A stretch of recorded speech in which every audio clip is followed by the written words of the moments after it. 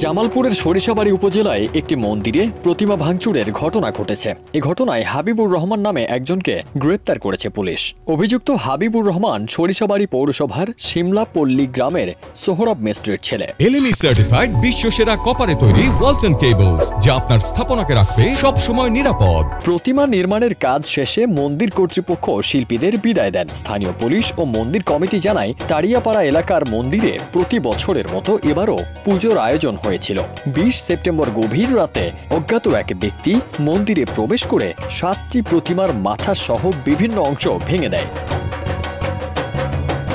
মন্দির কমিটি জানিয়েছে, প্রতিমা ভাঙচুরের এই ঘটনা আমাদের সম্প্রদায়কে আঘাত করেছে। আমরা আশা করি আইনশৃঙ্খলা বাহিনী দ্রুত ব্যবস্থা নেবে।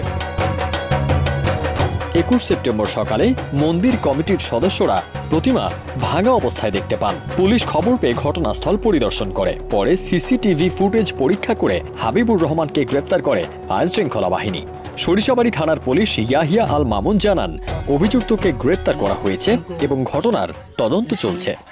সিসিটিভি ক্যামেরা পর্যালোচনা করে শনাক্ত করে আমরা একজনকে ধৃত করে থানায় নিয়ে যাই এবং আমরা স্থানীয় যারা আছে তাদের সাথে আমরা কথা বলে মত বিনিময় করি এবং দুর্গাপূজার যে আবহাওয়াটা আছে, উৎসবের আবহাওয়াটা যেন থাকে সেটা নিশ্চয়তার জন্য আমরা স্থানীয় রাজনীতিবিদ যারা আছে তাদের সাথে আমরা কথা বলি এবং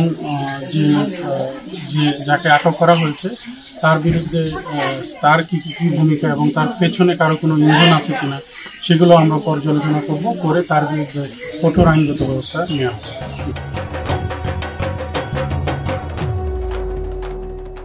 ফারদিন সানি, দেশ রূপান্তর।